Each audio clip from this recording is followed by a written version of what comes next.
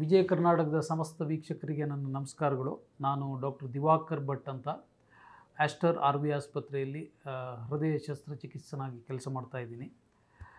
ನಾನು ಹೃದಯ ಶಸ್ತ್ರಚಿಕಿತ್ಸಕನಾಗಿ ನನಗೆ ಕಾಮನ್ಲಿ ಕೇಳುವಂಥ ಪ್ರಶ್ನೆ ಅಂದರೆ ಔಟ್ ಪೇಷಂಟ್ ಡಿಪಾರ್ಟ್ಮೆಂಟಲ್ಲಿ ಇರ್ಬೋದು, ಅಲ್ಲ ಆಪ್ರೇಷನ್ ಆದವರು ಇರ್ಬೋದು, ಈ ಹಾರ್ಟ್ ಕಾಯಿಲೆಗಳನ್ನು ಆಹಾರ ಪದ್ಧತಿಯಿಂದ ಹೇಗೆ ತಡೆಗಟ್ಟಬಹುದು ಅಂತ. ಯಾಕೆಂದರೆ ನಾವು ಎಲ್ಲರಿಗೂ ಹೇಳ್ತೀವಿ, ನೀವು ತಿನ್ನೋ ಆಹಾರದಿಂದ ಆರೋಗ್ಯ ಬಲ್ಲವನಿಗೆ ರೋಗವಿಲ್ಲ, ಮಾತು ಬಲ್ಲವನಿಗೆ ಜಗಳವಿಲ್ಲ ಅಂತ ಹೇಳ್ತಾರೆ. ಹಾಗೆಯೇ ಡಯಟ್ ಕರೆಕ್ಟಾಗಿದ್ದರೆ ಹಾರ್ಟ್ ಪ್ರಾಬ್ಲಮ್ ಬರಲ್ಲ ಅಂತ ನಾವು ಹೇಳ್ತೀವಿ. ಹೆಚ್ಚಿನ ಜನರಿಗೆ ಹೇಳ್ತೀವಿ ಕೊಲೆಸ್ಟ್ರಾಲಿಂದ, ಬೆಣ್ಣೆ ತುಪ್ಪದಿಂದ, ಮಾಂಸ ತಿನ್ನೋದರಿಂದ ಈ ಕಾಯಿಲೆ ಬರುತ್ತೆ ಅಂತ. ಅದು ನಿಜ. ಏಕೆಂದರೆ ಈ ಹಾರ್ಟ್ ರಕ್ತನಾಳಗಳು ನೀವು ಇಲ್ಲೇ ನೋಡಿ, ಸಣ್ಣ ಸಣ್ಣ ರಕ್ತನಾಳ ಇರುತ್ತೆ. ಈ ರಕ್ತನಾಳಗಳಲ್ಲಿ ರಕ್ತ ಕ್ಲೀನಾಗಿದ್ದು ಥಿನ್ನಾಗಿದ್ದು ಚೆನ್ನಾಗಿ ಫ್ಲೋ ಆಯಿತು ಅಂದರೆ ಅದ್ರ ಕೋಟಿಂಗ್ ಆಗೋಲ್ಲ. ಇಲ್ಲಾಂದರೆ ಈ ಥರ ಕೋಟಿಂಗ್ ಆಗುತ್ತೆ. ಈ ರಕ್ತನಾಳಗಳ ಒಳಗಡೆ ಕೋಟಿಂಗ್ ಆಗೋದು ನಮ್ಮ ರಕ್ತ ಎಷ್ಟು ದಪ್ಪವಾಗಿದೆ, ಎಷ್ಟು ತೆಳುವಾಗಿದೆ ಅನ್ನೋದ್ರ ಮೇಲೆ.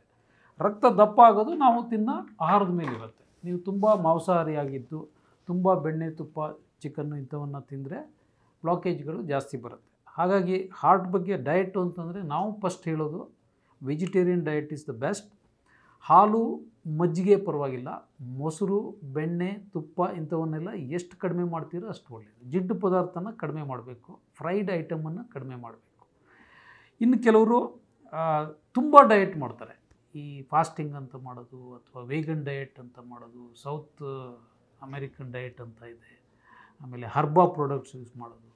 ನಾವು ಅದನ್ನೆಲ್ಲ ಮಾಡಬಾರ್ದು ಅಂತ ಹೇಳ್ತೀವಿ. ನಾವು ಏನು ಹೇಳ್ತೀವಿ ಅಂದರೆ, ಹಾರ್ಟ್ ಸ್ಪೆಷಲಿಸ್ಟ್ ಆಗಿ ನೀವು ನೇಚರಿಗೆ ಹತ್ತಿರವಾಗಿರಬೇಕು. ನಮಗೆ ನೇಚರ್ ಏನು ಕೊಡುತ್ತೋ ಅದನ್ನು ಸೇವಿಸ್ಕೊಂಡು ಇದ್ದರೆ ನಿಮ್ಮ ಹೃದಯದ ಆರೋಗ್ಯ ಚೆನ್ನಾಗಿರುತ್ತೆ.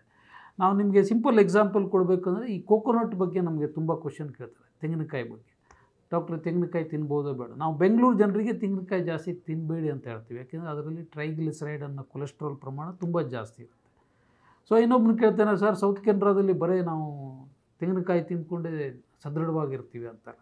ಅದನ್ನೇ ನಾನು ಹೇಳೋದು ಜಿಯೋಗ್ರಾಫಿಕಲ್ ಏರಿಯಾ ಅಂತ. ಆ ಏರಿಯಾದಲ್ಲಿ ಆ ಆಹಾರ ಅವ್ರ ದೇಹಕ್ಕೆ ಸೆಟ್ ಆಗಿರುತ್ತೆ.